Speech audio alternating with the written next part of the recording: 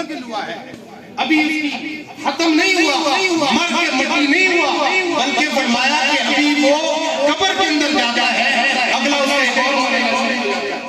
بتا دنیا کے اندر تو نے 40 سال 50 سال 60 سال گزارے، یہ بتا من رب کا تیرا رب کون ہے؟ پھر بتا ماں دینوں کا تیرا دین کیا ہے؟ ماں کنت تقول فی امری ھذا الرجل، یہ بتا دنیا کے اندر اس کائنات کے والی تم بنے خضرہ کے مکین کے بارے میں دنیا میں کیا کہا کرتا تھا؟ دنیا میں کیا کہا کرتا تھا؟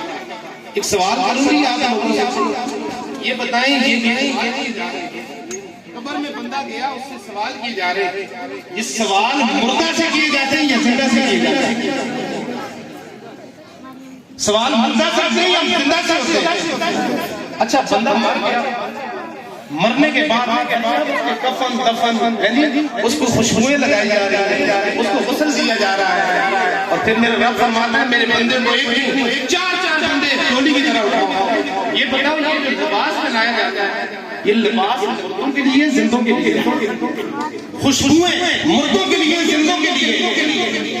غسل کا انتظام و انسلام زندوں کے لیے یا مردوں کے لیے ہے؟ اس سے ثابت ہوا کہ بندہ مرتا نہیں ہے، بلکہ وہ تو قبر کے اندر اپنے نبی کے سامنے جانے کے لیے، وہاں پہ اٹھ کے کھڑے ہونے کے لیے، نبی صلی اللہ علیہ وسلم کا استقبال کرنے کے لیے اس کو تیار کرایا جاتا ہے کہ بندے قبر کے اندر جائے گا تو اس سے تیرا سوال تیسرا کیا جائے گا تیرے نبی کے بارے میں، وہ جن کے اوپر ساری زندگی درود پڑھتا تھا، وہ جن کے نام کے ساری زندگی نعرے مارتا رہا، وہ ساری زندگی جن کے نام پہ محفل میلاد کرتا رہا، وہ نام جن کے نام کے اوپر ساری زندگی کی تصویریں پڑھتا رہا، بندے جو تیار کیا جا رہا ہے، کل قبر میں جا کے فرشتے تجھ سے پوچھیں تو تو ہاتھ چکا کے کہے کہ یہ تو میرے تاجدار ہیں جن کے لیے میں نے ساری زندگی درود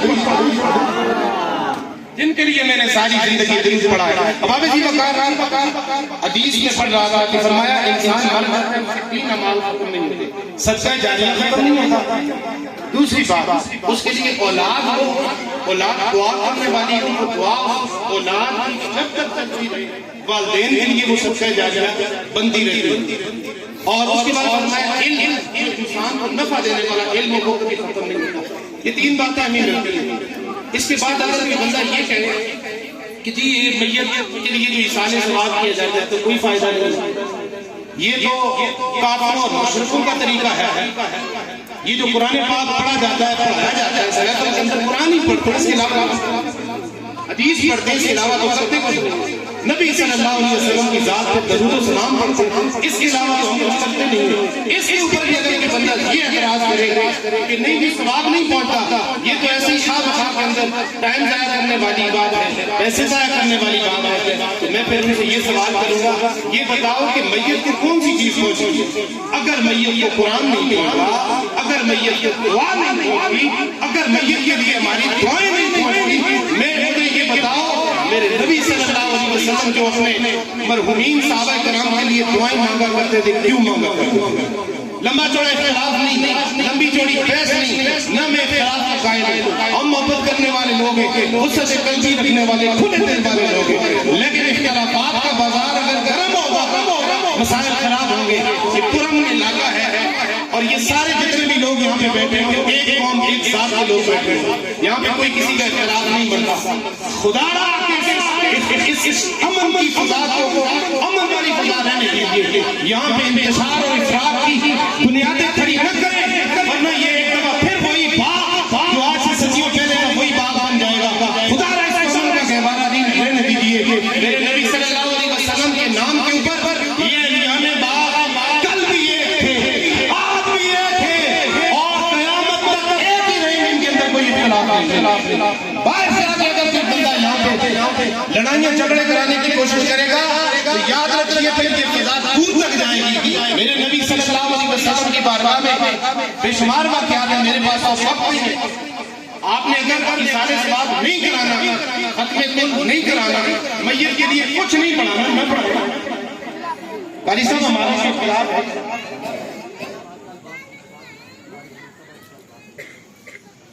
ہمارا کسی سے کوئی اختلاف نہیں ہے، بندہ مانتا ہے ہمارے تو یہ طریقہ ہے بھائی دعا کریں، اس کے لیے قرآن پڑھیں، فاتحہ پڑھیں، درود پڑھیں، ہیں جی اس کے نام کا، اس کے اوپر قرآن پاک پڑھیں، بچوں سے قرآن پڑھائیں. ہمارا تو یہ عقیدہ ہے کہ ثواب پہنچتا ہے بھائی. جن کا یہ بات نہیں مانتے، تسلیم نہیں کرتے، ان سے ہمارا کوئی اختلاف نہیں. وہ اپنا جنازہ پڑھائیں، نہ درود نہ فاتحہ نہ دعا کچھ بھی نہ کریں، جا کے دفن کر دیں، اس کے بعد ساری زندگی اس کے لیے کچھ نہ پڑھیں، ہمیں کوئی اختلاف نہیں. لیکن جو پڑھنے والے ہیں، جو ایصال ثواب کرنے والے ہیں، جو یہ محفل انعقاد کرنے والے ہیں، ایک کالے چاچا نے پیسے کسی کو مانگ کے اپنے جیب سے لگائے، کسی سے ادھار مانگے، قرضہ مانگا، اپنے جیب سے جب وہ خرچہ اپنے میت کے ایصال ثواب کے لیے کرتے، پھر کسی کو عذاب کیا ہے، پھر کسی کو مسئلہ کیا ہے، کسی کو پریشانی کیا ہے، جب وہ اپنے جیب سے یہ سارا خرچ کر رہے ہیں، کسی سے لیتے نہیں ہیں، ان کے اوپر پھر اعتراض کرنے کا کیا مقصد ہے؟ اگر ثواب نہیں ہوتا، اللہ کے نبی صلی اللہ علیہ وسلم ایک بندے کی قبر کے پاس سے گزرے، اس کو پٹے نہیں لگاتے. اگر ثواب نہیں ہوتا، مجھے بتاؤ پٹے نہیں لگانے کا مقصد کیا ہے؟